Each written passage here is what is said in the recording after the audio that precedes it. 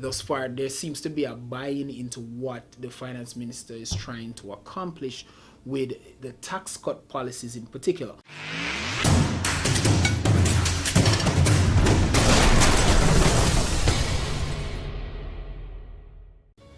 Okay, recent measures, particularly the tax measures announced by the finance minister in parliament, have been received positively by the business and investment community.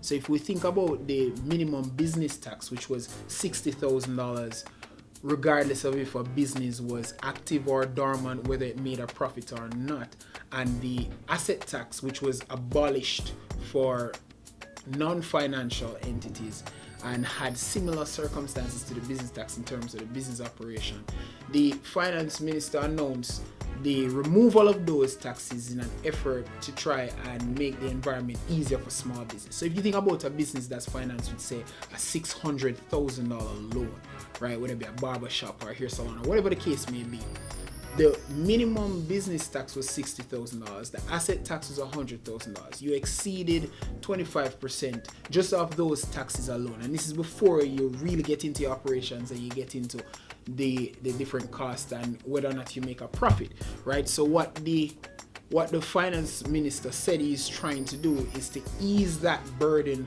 on small businesses.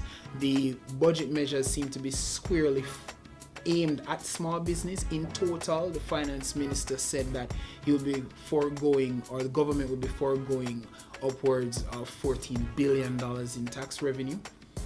And the idea there was to stimulate business activity, and the business community thus far seems to really have bought into that. The stamp duty, which was abolished, is really the big feature in the stimulative measures. So if we think about loan collateral in financing business, or we think about transferring properties, all these transactions attracted stamp duty in what the finance minister described as a confusing mechanism of ad valorem tax, which is just linked to the value of a transaction. And in some cases it was a flat fee, but like he said, it's confusing. But the point to remember is that when you were seeking a loan and you put up whether it be land or receivables or equipment or shares as collateral, that attracted stamp duty, right? And if you had an existing loan and you got a better offer from a bank, or with, say, a lower interest rate, in trying to transfer, say, your mortgage or whatever your business loan might be to that other institution, it would attract stamp duty as well. So the idea of replacing it with a flat $5,000 fee is to add simplicity and also to promote competition in the financial sector, as well as making it easier for businesses to access financing through collateral. So you add that on top of the reserve ratio cut that recently happened with the Bank of Jamaica, which is supposed to make available $16 billion in additional liquidity into the economy. And you think about the minimum business tax cut, abolition,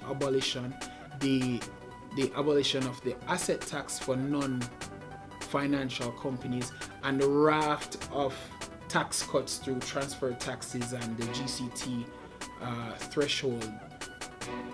All of that combined is supposed to stimulate business activity, and particularly large items like real estate transactions. As the transfer taxes have come down on those, the idea is that we'll have more transactions, more business activity, and companies will be able to access the benefit of lower interest rates, and therefore the economy should grow as a result. So by and large, the business community has accepted it as positive.